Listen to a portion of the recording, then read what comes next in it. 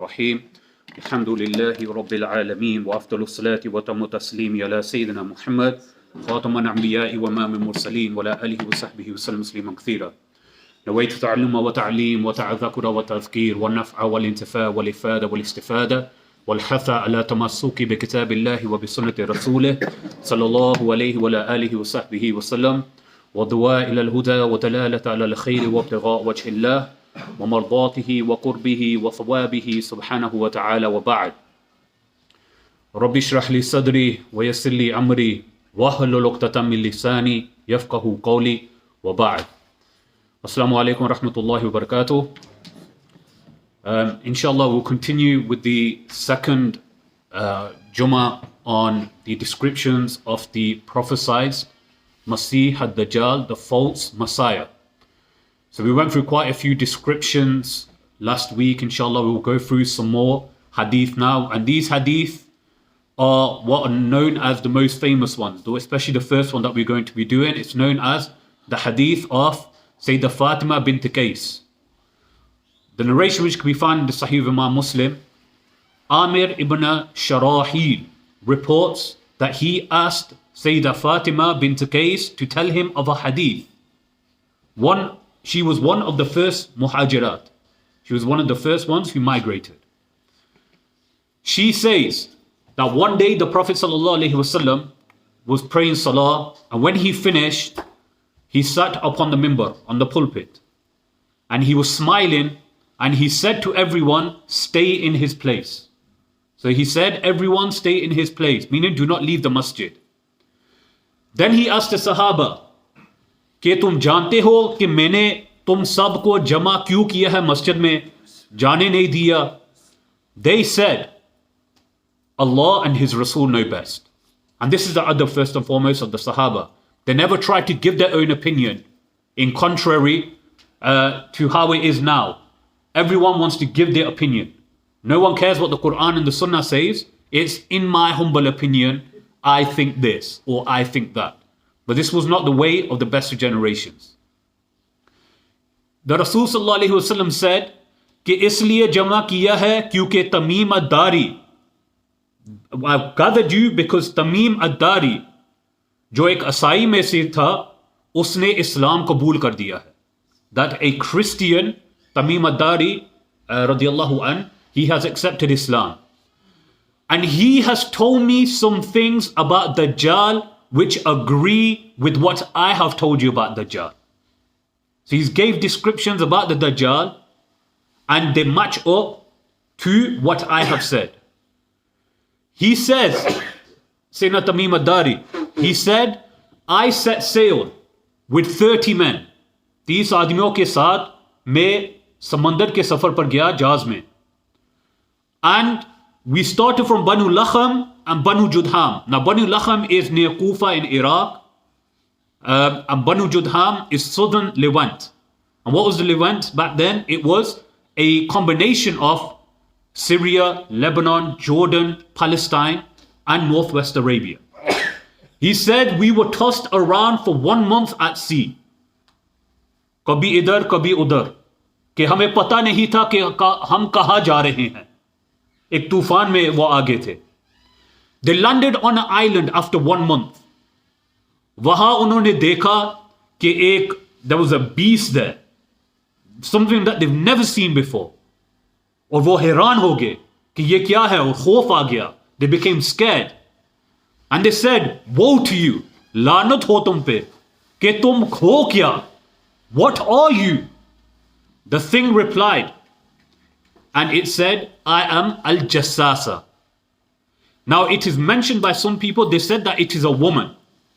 And others say that this is the Dabatul Ard that will come at the end of time. Now, that this is the same al-Jassasa. Okay. He says, or she says, whichever narration you want to follow, or it says, now, go into the monastery. There is a monastery. Go into there. There is a man who is eager to meet you. Sayyidina Tamim ad-Dari radiyallahu an, he says, we became worried. Is he sending us to Shaitan? This is how scared they were of this giant creature that was in front of them. They went into the monastery, this like church. They go inside and they see a huge man. A huge man. His hands were tied to his neck with shackles. And then there were iron shackles going from in between his legs to his ankles. So this is how he was tied up. They looked at him now and they said, Lanat ho tum pe, ke tum ab kya ho? You know, woe be to you, what are you now? He says, कि मेरी फिक्र मत करो, आप जान जाओगे कि मैं कौन हूं. लेकिन पहले मुझे ये बताओ कि तुम कौन हो. You will know about me soon enough, but who are you? Tell me about you. He says, we are people from Arabia, i.e. the Arabian Peninsula. So he asks about the palm trees of Baysan. Baysan meaning Palestine, bearing fruits. They said, yes, the palm trees there, they do bear fruits, yani dates. He said, soon they will not bear fruits. Now I read an article just this morning, and it mentioning that for 2 years, there have been no fruits being born on these trees. Okay. Then he says, tell me about the lake of Al-Tabariya. Al-Tabariya, the Bahar. Uske bare mein mujhe batao. And what is the lake of Tabariya? It's called the river Tiberias, you can call it. It's also known as the Sea of Galilee. He says, is there water in it? They say, there's plenty of water in it. Bahut pani hai usme. Dajjal ne kaha, ek din aayega ke usme pani baki nahi rahega. There will be no water remaining in it. Then he said, tell me about the spring of Zuhar, which is in Syria. Is there water in it? And does it irrigate the land? They said yes. So we take from this that that will dry as well. Now, let's just briefly speak about the Sea of Galilee, because this is a important point of discussion all the time with people sending articles. Oh, no, the river level, the riverbed level. You know, that means that the Dajjal is coming. Where's the Mahdi first if the Dajjal is coming? You know, we need to go into the order of things. Now, this is the data taken from the NASA Geo website, not Geo News, the NASA Geo website. Sea of Galilee, which is near northern Israel, due to rainfall, the river level goes up and down. Water arrives from the Jordan River via Lebanon to that sea. Now, water levels decrease due to agriculture and diversions for water being used by the Israelis. And for the past 2 decades, the water levels have been on a decrease. Now, on the 16th of December 2020, we're in 2021, so just a matter of months ago, the water level stood at 209.9 meters. This was high enough for the hydrologists to consider it to be nearly full. And it is the highest that it has been in the past 2 decades.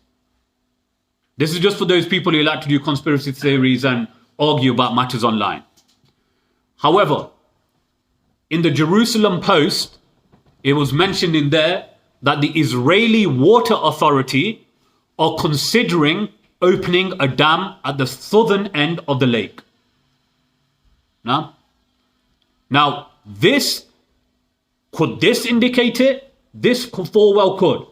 So if they make a dam, it could be the cause. How so? Because dams, if you look at the disadvantages of dams, they can disrupt water flow and make it shallow, and they can block water progression. So could this be the reason? Allahu A'lam. But as it is now, stop delving into it, because you need a clear signs. No, that there is a process of things to happen. Now he says, now Dajjal says, अब मैं तुम्हें बताता हूँ मेरे बारे में. मैं दज्जाल हूँ और मेरा वक्त करीब है यहाँ से बाहर निकलने का. That I will tell you about me now. I am Dajjal, and it is time for me soon to leave from here.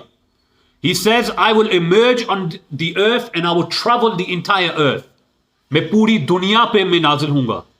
I'm going to appear everywhere.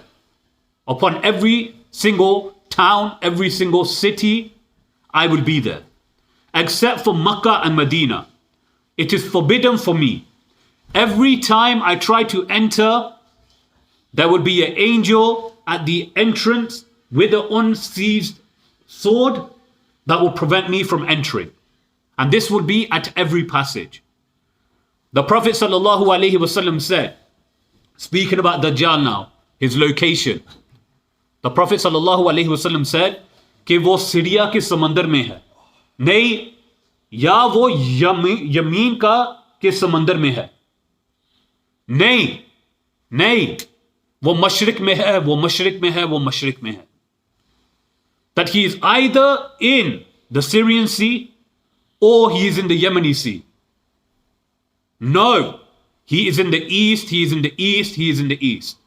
Now, this is another thing that people are busy with. Man's not praying their salah. Can't pray 5 times a day. They're busy discussing where is Dajjal. Who cares where Dajjal is right now?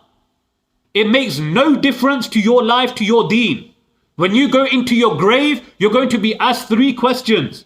Who is your Lord? What is your religion? And who is your prophet? How many of you here know who your prophet is? And those of you watching online, how many of you know who your prophet is? If he came in front of you in your grave, would you be able to recognize him? These are the questions that you should be busying yourself with. Not where is Dajjal? What are you going to do? Take a barat, with band baja and that and go and greet him? Is that what you're going to do? It is irrelevant to your life. You will not be asked about Dajjal in your grave. You will not be asked, where is he? But khair, no, first and foremost, there's a lot of speculation he's in the Bermuda Triangle. No, he's not. Right? There's speculation that he might be in one of the islands which is close to Britain. There's an island called Douglas. And they say if you pronounce it how it is, Dougal, Dajjal, again, it's all speculation. You can't figure it out where it is. They were lost at sea for 30 days and they landed at this island. So what my point is, don't waste your time on these futile points. It doesn't increase you in your iman. It doesn't bring anything to the table for you. Worry about those things which are more important. Now the hadith from Nuwas ibn Sa'man al-Qalbi, from Jabir ibn Abdullah and Abu Umama al-Bahili. Now I'm going to tackle all of these hadiths together now because there are many hadith and you go back and forth. So what I've done is I've compiled them all together. Inshallah, we'll address them as one narration. The Rasul sallallahu alaihi wasallam said about Dajjal, he will be a young man with short curly hair and he will have a floating eye. Meaning one eye will be popped like a grape that is popping out slightly. Whoever lives to see him, जो भी जिंदा होगा उस वक्त जब वो दज्जाल को देखेगा तो वो सूरा कहफ की चंद जो शुरुआत की आयत है उनको पढ़े सलामती के लिए. That whoever sees him recite the opening verses of Surah Kahf and inshallah you will be safe. Then the Rasul sallallahu alaihi wasallam said he will appear on the way between Syria and Iraq.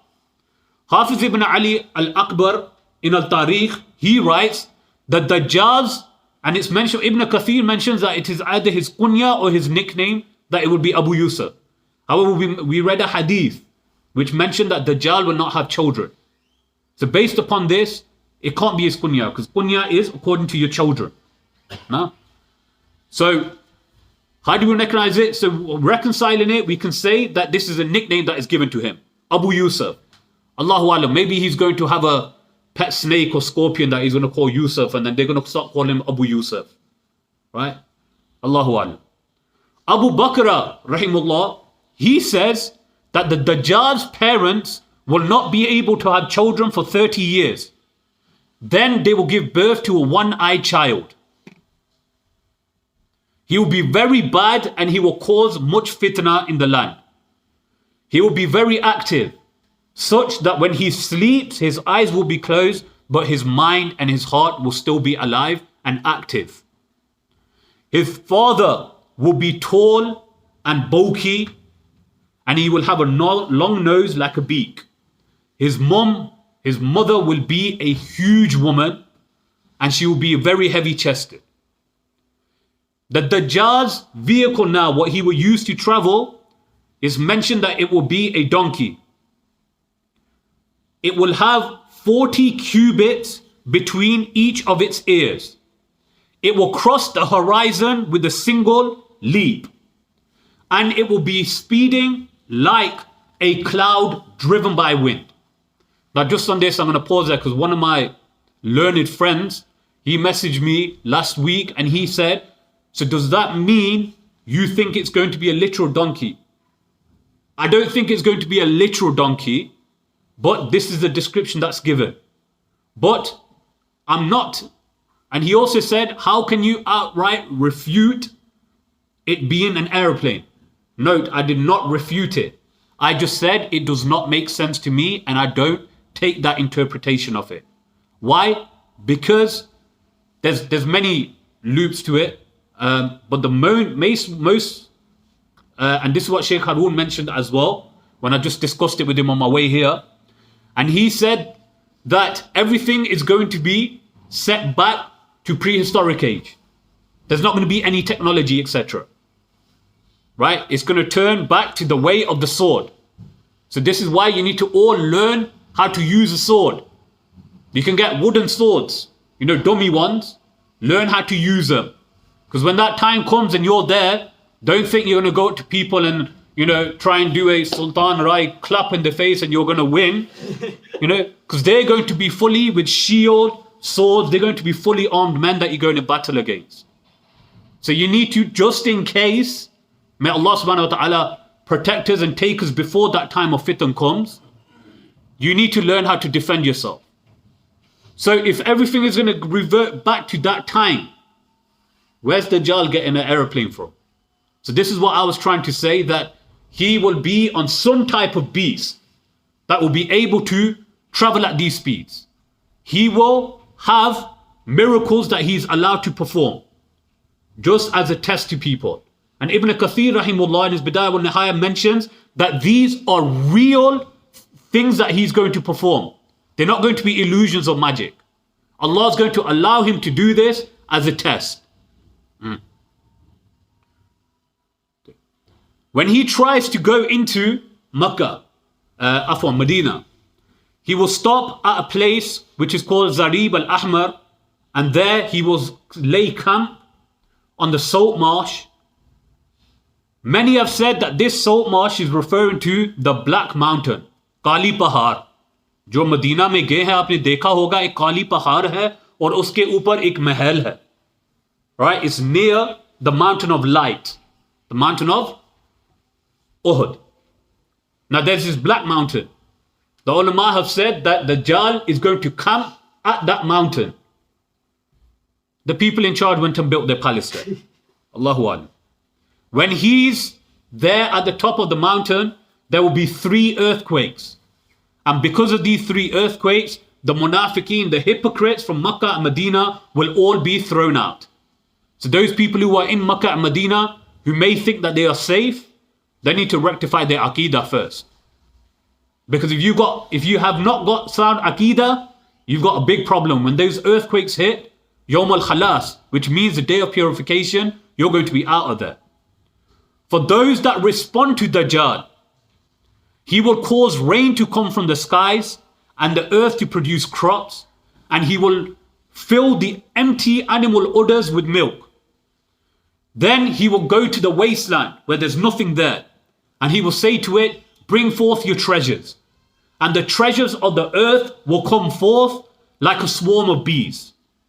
Those who reject him and say, we will not believe in you, they will suffer famine and they will have no wealth. He will cause the shayateen to take the form of people's parents. The parents, which are actually the jinnat, when they've taken the shape and form, they will say to their children, O my son, follow him, for he is your Lord. There will be a young man, I'm going to finish on this bit. There will be a young man who will come forward on that day, a Muslim, a believer. He will go to Dajjal's army. They will say to him, where are you going? He will say, I am going to him, meaning the Dajjal. The army will say, kill him. Then some of the army will say to the others, no, our Lord, na'udhu billah, i.e. Dajjal, has prohibited us from killing anyone without his permission. They will take him to Dajjal. When he goes to the Dajjal and he sees him, sees his description, and he will see the kafara on his forehead, he will turn to the Muslims and he will say, O people, this is the Dajjal the Rasul sallallahu alaihi wasallam warned us about.